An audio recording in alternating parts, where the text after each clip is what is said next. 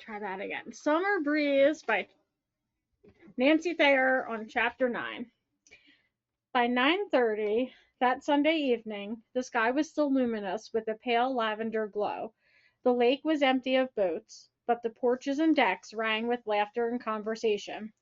The tempting aroma of grilled food drifted through the air. All around the lake, trees, shrubs, and sheds lost their edges, blurring into shadows while lights at the houses gleamed like points of gold. Morgan sat on the Barnaby's wicker glider, comfortable on the deep pink and green floral cushions, with Petey sleeping in her arms. From here she could look over at Natalie's deck, where most of the party was gathered. Her muscles were pleasantly tired from the day's activities. Not only had she and Josh taken Petey out sailing, but later, after Petey's nap and before the cookout, they'd played volleyball, badminton, and croquet with Ben, Aaron, Slade, Bella, and a hesitant and uncoordinated Natalie. Louise and Dennis had kept Petey occupied, pulling out dump trucks and backhoes that Beatrice's children played with. The older people had insisted they loved being with the toddler. So Morgan was able to run and jump for the ball, feeling the slam of it against her palm, right down to her shoulder.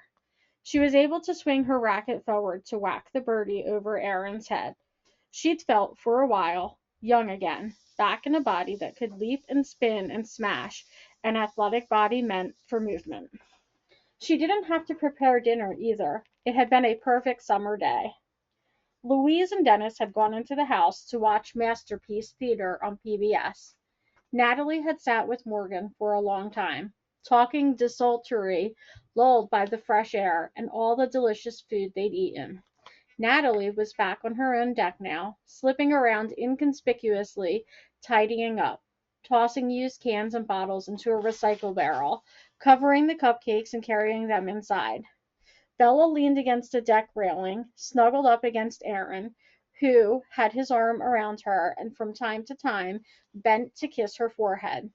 Morgan remembered those early love days, the sweetness, the tug of connection. The others, Slade, Ben, and Josh, were arguing about the Red Sox. One of the men pulled away from the others, went down the steps, crossed the lawn, and came up to the Barnaby's deck. Slade sat down next to Morgan, gently so he wouldn't rock the slider. Hey, where'd the Barnabys go? TV. It's after 9. Slade stretched. Yeah, I've got to go soon. It's been a long day. Everyone has to work tomorrow. Morgan spoke before thinking. I mean, of course I've got Petey. She gazed lovingly down at her sleeping son. Does he sleep through the night? Morgan stared at Slade. I have friends with children, Slade said defensively. I know a couple whose daughter still won't go to sleep unless she sleeps in their bed, and she's 2. Morgan shifted the heavy lump of her precious boy over to her other arm. Petey's been sleeping through the night for about 6 months now. Thank heavens. And he sleeps in his crib. Slade wore cargo shorts and a black tee. Now, in the dusk, the red streak of burn across his nose, forehead, and cheeks was less noticeable. She couldn't really see his face, and yet, amazingly, she was still intensely aware of his extraordinary good looks, of his sexuality. It was like having a sleek panther curled on the glider with her, something feral, sensual, patient, aware of her, biding its time. I should put Petey to bed. She struggled to rise. Let me carry him. Slade stood up in one uncoiled move and held out his arms. She thought for a moment. Okay. Slade bent down. Together they maneuvered the child into his arms. For the briefest moment, Morgan inhaled Slade's scent, a mix of fresh air, clean cotton, and an unfamiliar aftershave. She arched her back and stretched free of the child's weight. Let's go in through the front door, she suggested, so all the talk won't wake him. Slade followed her quietly down the steps, around the side of the house, across the lawn, and up the steps into Morgan's house. Wow, he whispered when they entered. Posh. She wasn't sure how to respond, so she only answered. His bedroom's upstairs. In Petey's room, she quickly turned on the nightlight, then smoothed out the bedsheet and lowered the bars on the crib. With great gentleness, Slade bent to lay the sleeping child in his bed. Petey stirred, murmured, his pink lips twitching. Curling on his side, he continued sleeping. Morgan reached past Slade for Petey's light cotton blanket and covered him, then stood for a moment, watching the boy sleep, as she always did. Only this time she was aware that it wasn't Josh next to her. Not that Josh was around much these days to help put Petey to bed. She was aware of Slade's tight, muscular concentration. He lived with a shield around him. Right now, the shield drew her like a magnet. Okay, she whispered and went out into the hall. Slade followed. She pulled Petey's door halfway shut. What about his diaper? Slade asked. He's not wearing one, Morgan confessed with a grin. We allowed him to water the bushes by the side of the house. He was thrilled. I think he's pretty much drained himself dry. Anyway, I'll have to change his sheets tomorrow. He's got sand on the bottom of his feet, and heaven knows what in the pocket of his shorts. But I decided I'd deal with that tomorrow, rather than wake him up for a bath tonight. Gosh. Slade stopped by an open door. Is that your bedroom? Do you mind? Before she could answer, he stepped inside. He strode across to the window overlooking the lake, then came back to the door, flicked on the overhead light, and surveyed their room before focusing on the bed. Waverly, right? Hey, you're good. Their queen-size mattress, bound in crisp white sheets, sat on a long, low, heavy black frame with two black bedside tables, creating a kind of Asian look. It was lower to the ground than most beds, which, for Morgan, had created difficulties when she was nursing Petey and had to get them both into the bed in the middle of the night. But the look was spectacular. It's my business. Slade looked at their chest of drawers. Although I can't place this. It's thrift shop, circa 2009, Morgan joked. I haven't found time to buy chests that will look good with such what the saleswoman called, a statement of a bed. Morgan flashed on the days when they first bought the bed, how she and Josh had made love in it over and over again, turned on by its expensive, unusual lines, feeling as if they were in another country, on another planet. Slade squinted, thinking, in our shop in Boston, we have a black lacquered table cabinet with 5 drawers, antique Chinese, probably 1880, similar severe lines. Sounds like it cost a fortune. About 2000, but I could get a deal for you. He didn't look at Morgan when he said this, but his voice was an invitation, an overture. I'd have to talk with Josh about it before I decided. Sure. Tell you what, I'll take a photo of it and email it to you and Josh. Okay. Morgan was uncomfortably hot, even though she knew the air conditioning was on low, keeping the temperature just right for Petey. She turned away and hurried down the stairs, and then, as if prompted by something she didn't know resided within her, she went into the living room. She flicked on the overhead light. What do you think about this room? She asked Slade. It's cool. Minimal. Low tones. I like it. I really like the picture on the wall over there, too. Who did it? Morgan laughed. Your sister. No way. He crossed the room to stand in front of the painting, arms folded, studying it. Wow. I had no idea. In a flash, he changed subjects. Your dining room. You need a buffet or something. I know. But remember, we've only owned the house for a few months, and Josh thinks it's important for me to get it right. Slade ran his hand over the dining room table surface, feeling the wood. Josh thinks it's important, don't you? I'm kind of decoratingly challenged, Morgan joked. I can't get too excited about creating a statement. To be honest, I loved the furniture in the house I grew up in. All big, fat, comfortable sofas and chairs and chintz, with miles of thick carpet. It was deliciously homey, which was great, because my parents are both physicians and seldom were around. Coming back into the living room, Slade plopped down on one of the long gray sofas. It's comfortable enough. He glanced around, but perhaps the room is a bit cold. He stood up, squinting, thinking, here's what I'd do. Over there by the window facing the street, a Victorian settee. It would be eye-catching, a contrast to this modern stuff. No one ever sits over there, Morgan told him. That's because there's nothing to sit on, he shot back sensibly. I'm just saying, if you mixed it up a bit, I think you'd feel more at home here. I suppose you have the perfect piece, Morgan said cynically. Ah, you've insulted me. Slade pretended to be hurt. He crossed the room and went out into the hall, just slightly brushing Morgan's arm with his own. Now, even if I had the perfect piece, I wouldn't tell you, he teased. She started to follow him out the front door, then stopped. She had sat out on the deck in the late evenings, waiting for Josh to come home, with Petey asleep in his crib. But if she went back to Natalie's, she wasn't sure she'd hear him if he woke crying. Slade, she called, I'm going to stay here. He turned and looked at her with a quizzical, even worried expression. Because of Petey, she explained, in case he wakes. You want me to tell Josh before I take off? Slade asked. For just a moment, Morgan wanted to say no. No. Let Josh wonder where she'd gone. Let him wonder if she'd ridden away with Slade. But of course, Josh wouldn't think that, and he wouldn't wonder where Morgan was. He'd know she'd be somewhere near Petey. Sure, Morgan said. Tell Josh I'm on our deck. And Slade, thanks for the advice. I'll email you some photos, he said, and disappeared into the dark. She went out the kitchen door and leaned on the railing of their deck. By now, night had fallen, but lights from the houses nearby allowed her to see what was going on 2 doors down. People were dispersing. Ben waved at Morgan as he walked around Natalie's house to his car. Bella had gone. The lights were off on the Barnaby deck.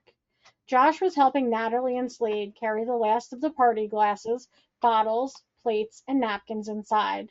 The soft, dark air carried sounds to her like drifts of blossoms, laughter, the murmur of conversation, music from across the lake, a whippoorwill's call. She breathed in deeply, savoring the fragrance of some flower she couldn't name. For a few moments she could believe she was in paradise. So much happiness around her, her little boy safely asleep, her muscles aching with the pleasure of use, her body filled with delicious food and wine, and her life surrounded by such interesting friends. She wanted to share this contentment with her husband. After a while, she heard an engine start up. Slade, she assumed, on his way back home. Leaning on the railing, Morgan watched Josh say good night to Natalie. Great party, he told her. He sounded happy, relaxed.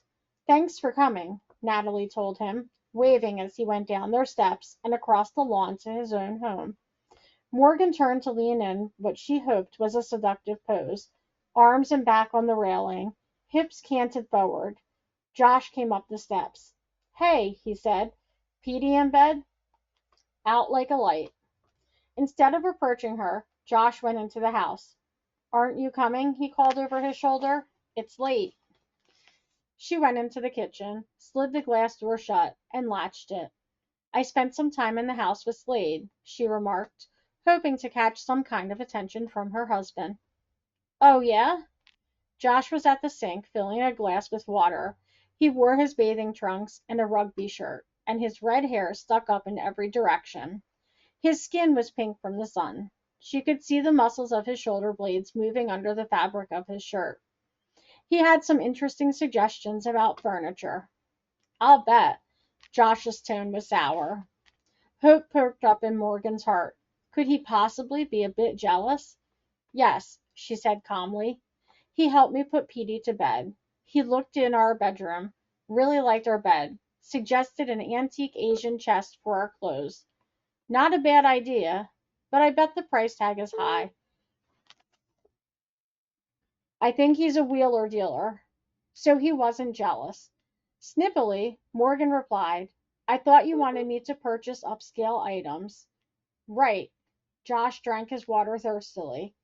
I had too much sun and beer today. We all did. We needed it. Crossing the room, she leaned up against him. Josh jerked his shoulder as if twitching off a fly. Sunburn. Everywhere? Morgan asked, using all the sexiness she could find to flavor her voice. In the early days of their marriage, that was all it would take for Josh to turn and take her right there up against the refrigerator. I've got work to do, Morg, he said grumpily. She hated it when he called her Morg, and he knew it. Who would want to be called Morg with its echoes of morgue? Still, standing this close to her husband, feeling his body heat, her own mood so mellow, all combined to make her persevere. Gently, she leaned her hips against his. I promise not to take too long, she teased. Affection for her husband swelled inside her, a sense of love and longing she hadn't felt for months. Sweetie, she whispered lightly, touching his back, this was such a lovely day.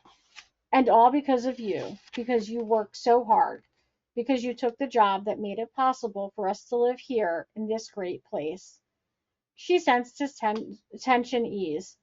Josh turned around, put his hands on her shoulders, and touched his forehead to hers.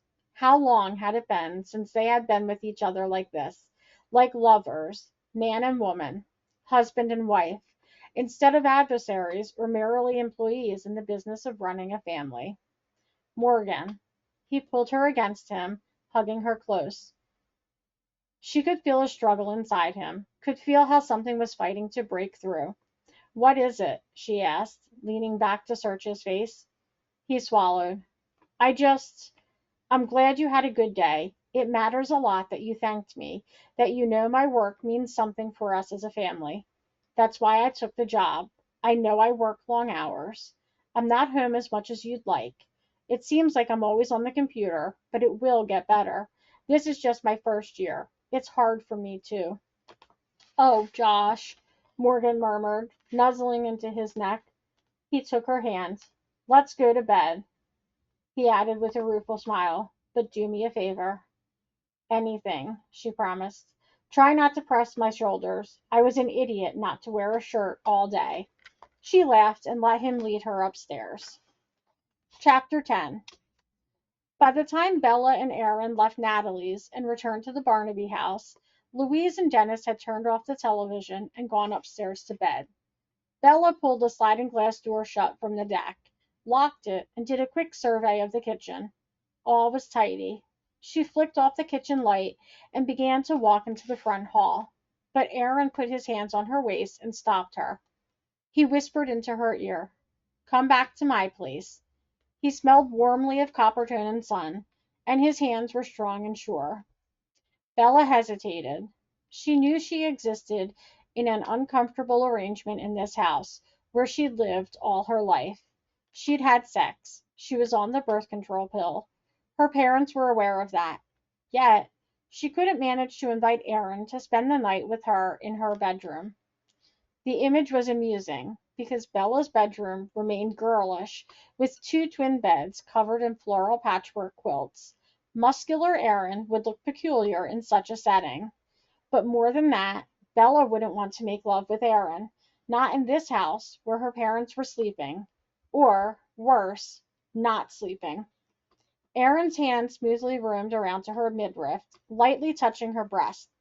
Come on, you know you want to. Bella pulled away, turning to face Aaron. I do want to, she agreed, but, Aaron, first, we need to talk. Aaron stepped close to her, only inches away. No, we don't. We don't need to talk tonight. We can talk tomorrow. Aaron, please. Listen, I feel so uncomfortable about everything. You mean about my job in California? She echoed his words sadly. Your job in California. All right, Aaron said. I put it the wrong way. I don't know that I'll get the job. I'm one of the top 3 candidates. That's what they told me, and that's all I'll know for the next few weeks. The light from the hall illuminated the dark kitchen enough for Bella to see Aaron's face. He was such an honest man, and his gaze was clear. Let's not think about California. Today was a perfect day. Let's have a perfect night. She kissed him. Upstairs, a toilet flushed and water ran. For a moment, Bella froze. like a high school kid caught in a misdemeanor. You'll have to bring me home tomorrow so I can get dressed for the shop, she reminded him. I can do that. Okay, I'll grab my purse and leave a note for my parents. They went out into the night, easing the front door closed behind them. In the Volvo, on the way into Amherst, they passed Barnaby's barn, barely visible in the darkness, except for a soft glow from the security lights inside. So, Aaron asked, what's going on with the shop? Bella hesitated. Slade came back. He thinks some of our family furniture is really valuable. Hey, that's great. Your parents might be able to sell enough furniture to give them some security for retirement, or even for some luxuries. The lights of Amherst flashed against the car windows. They passed Subway, 7-Eleven, a gas station, and Aaron turned down a side street toward the apartment complex. I had a good talk with Slade today, Aaron continued. He knows his stuff. We're at opposite ends of the spectrum. I'm modern, he's antique, but I respect his opinion. Let's not talk about the shop right now, Bella suggested as Aaron parked in front of his apartment building. Bella had seen Aaron and Slade talking this evening at the cookout. Slade had been flipping burgers on the grill and drinking a beer. Aaron had been holding out a platter of buns and drinking a beer too. Men, multitasking. They'd both been barefoot, in bathing trunks and polo shirts, with sun-dried hair ruffled by the wind. Aaron was shorter, but much more muscular, sturdy. Slade was tall and lean. The back of Aaron's neck looked powerful and sunburned. The back of Slade's neck was obscured by his shaggy black hair. Bella tried to erase the image of the two men as she and Aaron went up the walk and inside the converted Victorian house. Aaron's apartment was on the second floor, which meant they got noise from the apartments below and above. But in the summer, the air conditioning unit drowned out most sounds. Aaron didn't turn on the overhead light, but pulled Bella to him and whispered, Did I tell you how good you look in a bikini? The terrible thing was that Bella was so glad Aaron didn't want to continue with the serious talk that she wrapped herself around him, kissing him passionately, not quite sure exactly who the passion was for. Later, in the shadows of Aaron's bedroom, they lay together like spoons, with Aaron's arm around Bella's waist. The air conditioner hummed reliably, making the room cool enough that they needed a sheet over them. This is an important time for me, Bella, Aaron murmured. She agreed sleepily. In a way, it's the time. The tension in his voice stirred her into wakefulness. What do you mean? All my life, I've dreamed of creating buildings. Since I was a child, playing with blocks, actually. The completed vision interests me. But more than that, I like the challenge of creating something that looks impossible and yet is structurally sound. I know. She nestled closer. Safe, reliable, like you. Encouraged, Aaron continued. The thing about San Francisco, Bella, is that they love history as much as you do. They're not interested in a spaceship landscape. If you saw the art museum, you'd be surprised. You'd fall in love with it, I know. She stroked his hand. I've heard that San Francisco is awesome. It is, and the company that wants me, I hope. Well, Bella, I know you'd like them.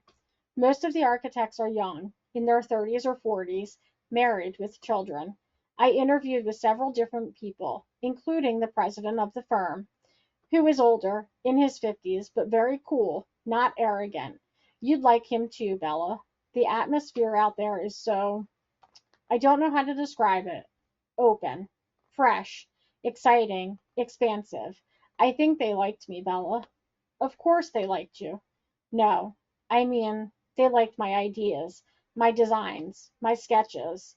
He stirred his legs against hers, restless in his thoughts.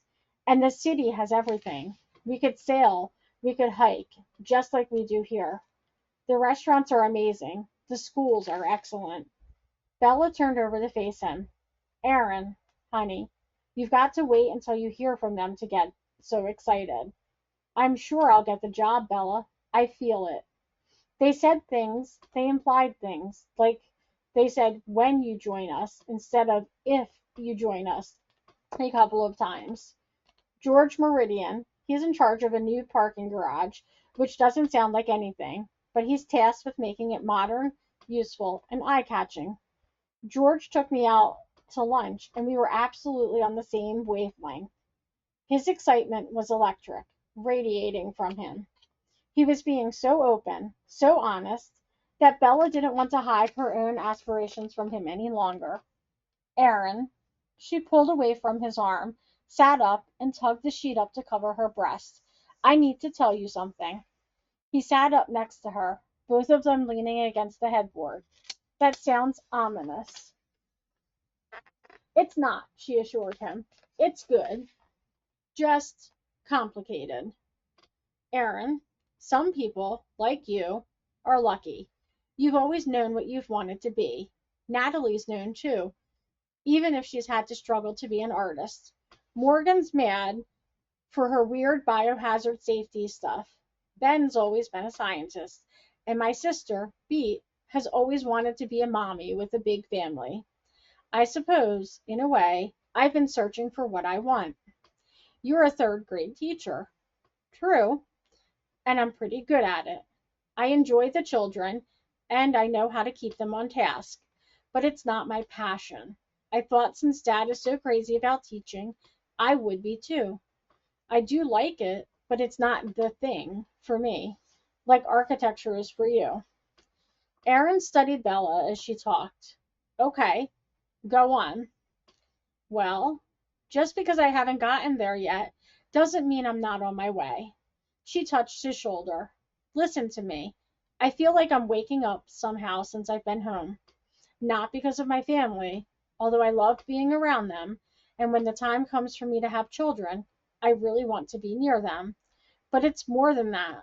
For one thing, it's this area. I feel good here, like a cat with her fur stroked the right way. San Francisco is pretty nice, Erin reminded her in a mild tone.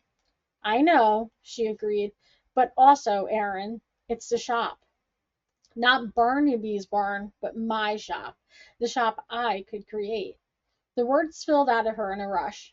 I'd sell antique furniture and art, and I'm still working on what else. I suppose I'm not being clear, but one thing I'm sure of is that I feel excited by the possibilities, but I need some more time. Okay. Aaron stroked her arms. Okay, he repeated thoughtfully. I know what it's like to pursue a dream. I guess I'm chasing my own dream with the San Francisco job offer. He pulled her next to him. You know, Bella, I want us both to have our dreams come true. So you can give me time? Am I rushing you? He nodded to himself. Perhaps. We haven't been together very long. What, 6 months? But I love you. Bella, I'm planning my future, my real life. You're the woman I want in my life. I haven't proposed to you because I realize it would freak you out, but you've got to know I'm going to. He was so steady, so sure of himself. She curled against him, nuzzling his neck. I love you too, Aaron. I know. We'll work it all out. They turned off the lights and snuggled down into bed together. Aaron began the deep rhythmic snore of sleep almost immediately. Bella lay staring into the dark. The next morning, they didn't continue the discussion. Aaron's mind was on his work. He had a couple of classes to teach for summer school and research he was doing for a paper he was writing for an architectural journal. He'd received his master's degree, but any publication increased his credibility and status as an architect, and while he waited to hear from California, he was glad to have this to keep his mind occupied. He drove Bella back to her house, gave her a quick smooch on the lips, and told her he'd see her that night. Her parents were already up when she went in, even though it was early. She said a quick hello, then raced up the stairs to shower and dress for work. It was another lush summer day, hot verging on muggy, so she wore a sundress and sandals. She had time to grab a bagel and a to-go cup of iced coffee as she went out the door. She opened Barnaby's barn, turned on the air conditioning, and leaned on the counter, thinking. Plotting was the more appropriate word. she decided. She was waiting for someone special to arrive. In her cyclone of ideas about the shop, she recalled how her mother had started it as a venue for her own creations, and then as a showroom for the handiwork of others as well. That was 16 years ago. Bella's friends had grown up, and while some of them had moved away, and some of them were teaching, working on degrees, whatever, some of them were artisans. She realized this when she ran into Penny Aristides, who'd been in her grade all through school, in an Amherst coffee shop. Penny had been Penny Watson. She'd married Stelios Aristides, a physician practicing in Amherst, and she was pregnant with their first child. Bella and Penny chatted about old times and caught up on the past few years, and then Bella asked Penny where she'd found her fabulous earrings. Penny made them. It was only a hobby, she confessed. Do you ever sell them? Bella asked. Oh, Bella, I'll make you a pair if you'd like them. No, what I mean is, do you ever consider selling them? When Penny continued to look confused, Bella explained. I'm going to change Barnaby's barn. I want to make it completely different, aimed at adults, with a range of unusual, cool merchandise. And your earrings are something I'd love to carry. Penny had chewed her lip, thinking. I do have several pieces. Let me bring a few things in Monday, she said. We'll talk. It was after 10 on Monday when Bella heard the crunch of tires on gravel. After a few moments, Penny lumbered in, one hand carrying a velvet box, the other supporting her swollen belly. Hi, Penny. Bella came around the counter to greet her friend. Penny stopped just inside the door. Oh, wow. I haven't been here for years. Bella waited for Penny to say more, to say, oh, I love the murals with the daisies, or I should get a lake world for my baby. Instead, she stood there, silent, looking uncomfortable. I'm not sure, she began and grimaced. Embarrassment flashed down Bella's spine. You're not sure this is the right place for your jewelry, she finished for Penny. I agree completely. Guilt zinged her as she spoke. She was betraying her mother's taste and commercial judgment. The guilt seemed to rip at her heart. Still, Bella kept talking, the words spilling out of her from some unknown source. I'm getting rid of most of this stuff. I'm going to sell antique furniture, upscale, valuable furniture, and art. I'm not sure what else. I'm only beginning to put details into a general picture. Let me see your jewelry. Reassured, Penny set her case on the counter and opened it. Carefully, she lifted out a large velvet cloth and laid several pieces on it for Bella to scrutinize. The jewelry was heavy, ornate, even baroque, but also, somehow, modern. Two pale peach cameos were held in a twisted silver web, hanging from more twisted silver with topaz stones caught in them. Spectacular, unusual earrings. A necklace thick with brilliant stones, silver birds, and old-fashioned charms had a medieval appeal. Another necklace hung from a stainless steel chain. Its showpiece, a dazzling starburst of stones, shaped like petals, with smaller stones set deep in the core. I've always made my own jewelry, Penny told Bella, but I don't know about doing it professionally. These pieces are exquisite, Bella said. How did you do it? Penny laughed. For one thing, I take apart my grandmother's costume jewelry. They used to wear so many huge brooches with matching earrings. I used to buy drugstore magnifying glasses and use tweezers in my dad's pliers. After I married Stelios, I started stealing things out of his medical kit. Medical tools are fabulous for jewelry making, long-handled tweezers, and so on. For my birthday a few years ago, Stelios surprised me with a complete set of real tools and some sheets of silver and a professional quality magnifying glass. As Penny talked, Bella held the jewelry up to the light, watching it dangle and sparkle. Here was someone with a natural passion for work and a true talent. I've never thought of selling it, Penny was saying, until you mentioned it. The truth is, I've made more than I can ever wear. It's like I can't stop myself. I wake up in the morning with an image in my mind of a new necklace or a cuff, and my fingers itch to make it. After you have your baby, Bella pointed out, you won't have much time for jewelry making. True, but I know I'll get back to it eventually. This may sound odd, but it keeps me sane. I can understand that. And Bella, Penny smiled smugly, when I say I have a lot of it, I mean a lot. I want to sell your jewelry, Bella said decisively. I've got an image in my mind of the way I'm changing the shop. Not until she spoke did she realize this was absolutely true. I want to spotlight your jewelry. It's spectacular, and frankly, it should sell for a substantial price. It will all be one of a kind. That's valuable in itself. But Bella, how will people know it's here? I mean, Barnaby's barn looks so sweet from the outside, and my creations are far from sweet. I know. As I said, I'm making changes. I'm going to repaint the outside, get rid of the flower boxes. I'm going for a kind of Italianate look. I'm going to put topiary in huge pots outside the door, and lavender and vines up the front of the building. And of course, the inside will be completely redone. That will take you a long time, won't it? No, Bella told her. I can move fast when I need to. Chapter 11. Yesterday at the cookout, Natalie had asked Louise if she could draw her. Louise had laughed. As long as you're not expecting me to pose nude. Natalie tilted her head, squinting, imagining the setup. No, you can keep your clothes on. I have to warn you, though, Louise, if this turns out like I think it will, I'll want to show it. Sell it. Sweetheart, you need a younger woman if you want to make money. I don't think so. This will be classic. I'll do an oil copy for your family, Natalie offered as an enticement. But aren't oils better than drawings? Not necessarily. Charcoal drawings have depth, timelessness, resonance. What kind of pose did you have in mind? Louise asked.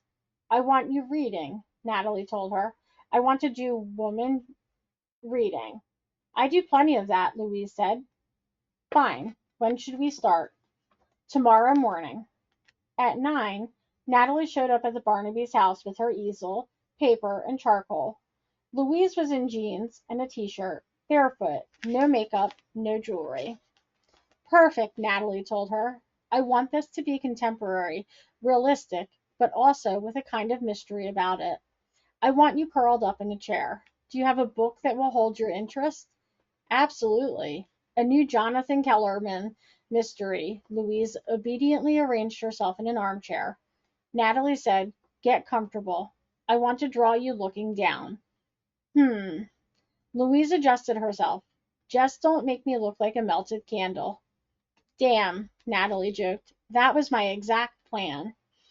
Her heart bubbled with hope, excitement, and a bit of apprehension as she set up her small movable easel and gathered her paper, charcoal, erasers. Okay, Natalie said. Go ahead and read.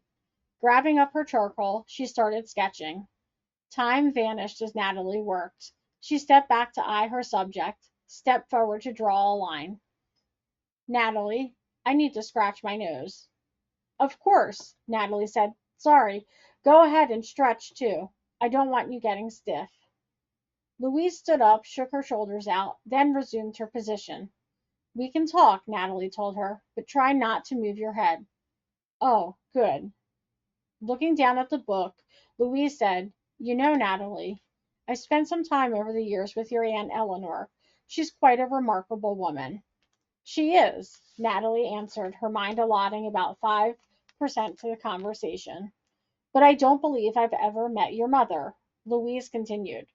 Your mother is Eleanor's sister, right? Right. I know her name. It's Marlene, right? Right. I know she used to drive you and Slade down here in the summers to drop you off for a vacation, but she never stayed. Louise looked at Natalie, a question in her eyes. Face the book, Natalie told her. Still drawing, she said. Mom raises purebred bulldogs. That's how she makes her living. Dad left us when we were young. Oh dear, I'm sorry. It's okay, but that's why she couldn't ever stay. She had to get back to her bulldogs. She sounds very enterprising, Louise commented, eyes on her book. Natalie was working with the eraser now. In charcoal drawings, erasing was as much a part of the art as the charcoal. Mother is insane about bulldogs, she told Louise. I don't think she was as enterprising as she was infatuated. Well, she was clever to make a living with what she loves, Louise remarked. Isn't that what we all hope for? Natalie paused. She never thought of her mother as clever. Continuing to draw, she muttered, My mother didn't plan to make her living that way. It just happened. That's the way it was for me, Louise said with a chuckle. My plan when I was young was, no making fun of me now, to become an airline stewardess. She lifted her head as if gazing right through the ceiling up to the sky. Eyes on the book, Natalie ordered gently. Louise obeyed. Back then it seemed the most glamorous occupation a girl could have. I would get to wear one of those darling chic uniforms, maybe with a scarf around my neck and a perky cap. I'd fly all over the world to exotic places.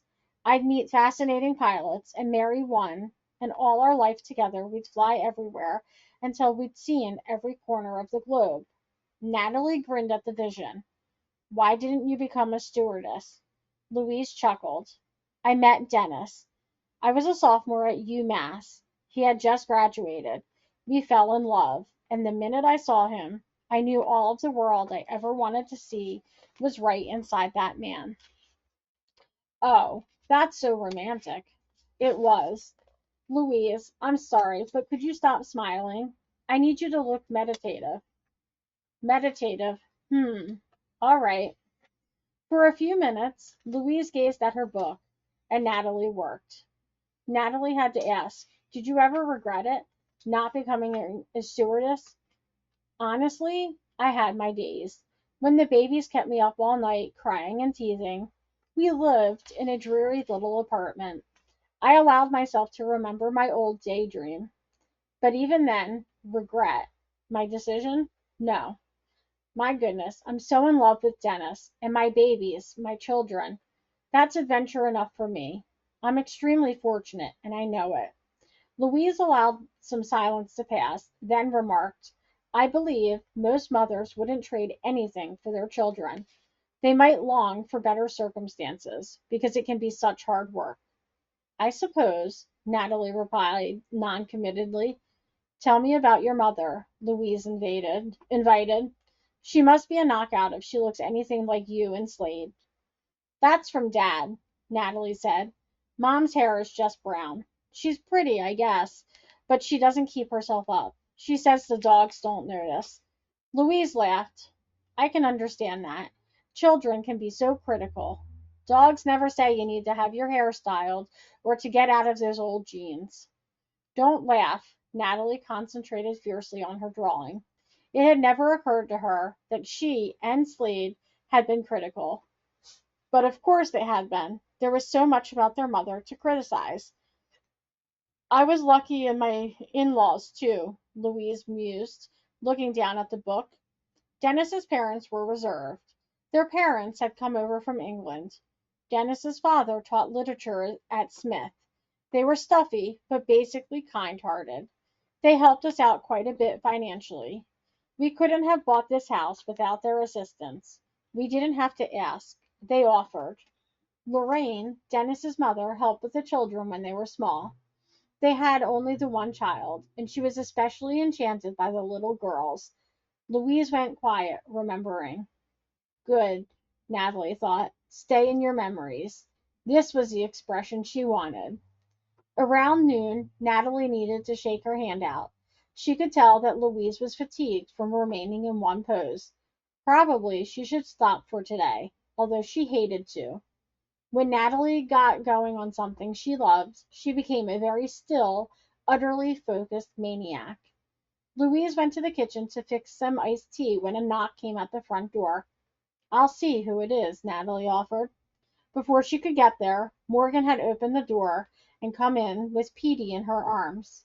Oh, hi, Natalie. I didn't expect to see you here. I came to say hello to Louise. Hi, Morgan. Hey, Petey. Natalie tickled the boy's tummy.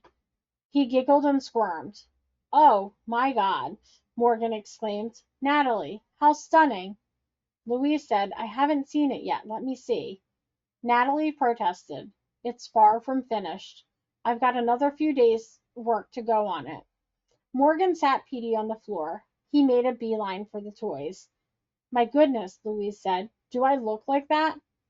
"I haven't finished," Natalie repeated. "You don't look exactly like that," Morgan told Louise. "When we see you, you're always smiling, talking, eating," Louise joked. "I've never seen you so still, thoughtful. Gosh, this is a contemporary, and somehow, what's the word I want? Archetypical? Natalie, we've got to call Bella and make her come home right now." "Why?" Natalie asked. "Because Bella wants to make some changes in Barnaby's barn." Her eyes whipped toward Louise. "You know that, right?" Louise waved her hand as if brushing away a fly. "I know that, and Dennis knows it, and we're fine with it. When I was talking with her yesterday at your cookout, Natalie, Bella said she wants to become more of an art gallery. She has a friend, Penny Aristides." "I know Penny," Louise chimed in. "She makes fabulous jewelry," Morgan continued. "Bella is considering displaying that, and some antique furniture, and, Natalie, she should hang your work, both your abstracts and your charcoals. I mean, you did say you wanted to sell your charcoal of Petey, and this of Louise, too. My gosh, it looks like an old master." "An old mater, you mean," Louise joked. "I'm calling Bella right now." Morgan took her cell phone out of her shorts pocket. While they waited for Bella, they organized a platter of cold cuts, cheeses, red grapes, and crackers. They set it on the dining room table with a pitcher of iced tea, just as Bella came in the door. "Hi, Morgan. Hi, Natalie." "Oh." Bella slammed to a halt, hand on her heart, looking at Natalie's drawing. "Wow." "Thanks. It's not finished, though. I've got several more days of work to do on it. The shading is really important, the contrast between dark charcoal and light." Spotting a section that irritated her, Natalie stepped to the canvas, picked up her charcoal, and lightly added a blurring of gray. "So, what I'm thinking," Morgan suggested enthusiastically, "is that you carry Natalie's charcoals and some of her abstracts. You've seen her charcoal of Petey, right?" "I don't think I have," Bella admitted. "I've seen the oil of Petey. It's in your living room." "Where's the Petey charcoal, Natalie?" Now, Natalie was working with the eraser, dabbing lightly. "In my studio." From the corner, Louise spoke up. "Will you want to keep anything I've been selling?" "Just asking."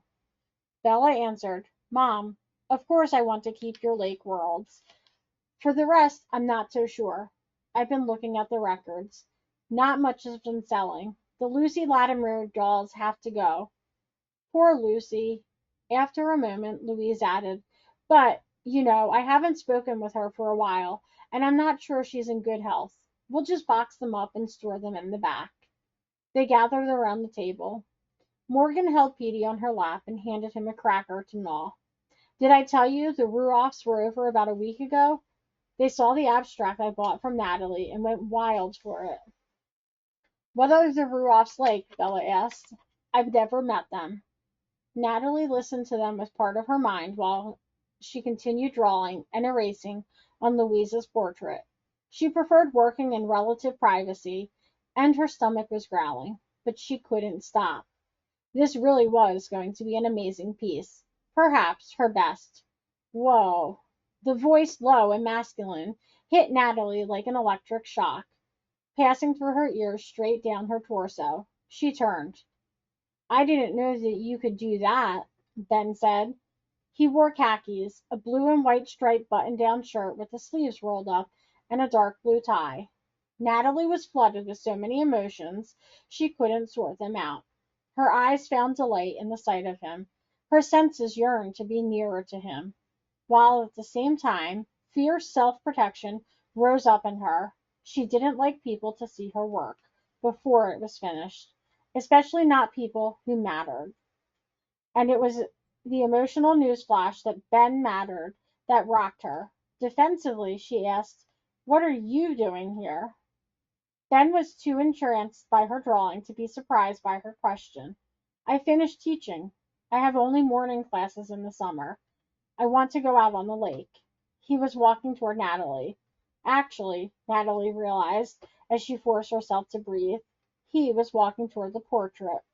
She stepped back from the easel. It's not finished, she protested. I just started it today. I've got a lot of work to do on it. How do you do that? Ben asked, like a child who's just seen a magic trick. That's amazing.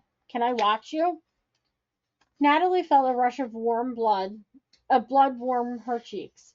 Ben was looking right at her now and standing close enough to reach out and touch her. It was embarrassing to be so attracted to this man while in the same room with his mother and sister. She struggled to be lighthearted. Some of us can swim long distances. Some of us can draw. That's more than drawing, Ben said. That's really something, Natalie. Her name in his mouth was like a caress. She smiled helplessly. Thank you. Morgan interrupted at the moment of intimacy that so sweetly enclosed them. Hungry, Ben? We've got tons of munchies here, and we've got the best idea about your sister's shop. Ben tore his eyes away from Natalie's. Food. Yum. Hi, everyone. He sat down at the table. What did you teach today? Morgan asked. Ben piled cheese onto a cracker. I had a lab. We worked with transmission electron microscopes. On your bio oil catalyzing? Morgan asked. Right. Natalie touched her charcoal to the paper, but suddenly all inspiration had vanished, replaced by an irritation that Morgan had stolen Ben's interest. Was Morgan flirting with Ben? Certainly she was fascinated by whatever it was he was talking about, leaning toward him, gesturing, nodding, totally into the conversation. Natalie couldn't work now. Her interest was fogged. She dropped the charcoal onto the tray and stretched her arms. Done for the day. Ben didn't quite look at Natalie, but angled his head toward her. Want to go for a sail? Surprised, she didn't answer for a moment. I'd love to. Petey dropped his cracker, wriggled off his mother's lap, and toddled to Ben as fast as his fat legs could carry him. Sail! Morgan reached for her son. No, sweetie, not today. Petey's lower lip trembled. Sail! Honey, Mommy can't sail our sunfish with you unless Daddy is with us. It's just not safe. Petey's sweet, innocent face crumpled with disappointment. I tell you what, Ben told the child. Why don't I take you and your mommy for a sail first? Then I'll take Natalie out. Natalie thought, hey. At the same time, she mentally kicked herself for feeling usurped by a toddler. Morgan lit up. Oh, Ben, that would be so kind. Afterward, I can put Petey down for his nap. I just don't feel confident sailing alone with Petey, even when he's wearing his life jacket. You're right, Louise agreed. Accidents can happen in an instant. And I'm not the best sailor in the world, Morgan confessed. I'll just get out of these clothes. Ben left the room for the downstairs bathroom, where a multitude of bathing suits hung. Louise, Morgan asked, could you watch Petey while I run across and get our bathing suits and some children's sunblock? Of course. Morgan ran out the door. Bella said, Natalie, know what? I'd love to go over to your house now and look at your abstracts again, more carefully this time. I mean, I'd love to show some, but I want to think about space and what else I'll be putting on the walls, if anything. Natalie hesitated. The humming invisible bond that she had felt drawing her close to Ben was stretched to breaking now. Yet, this could be a real start for Natalie as an artist in the area, having her work shown at Bella's shop, if Bella was really going to change the shop.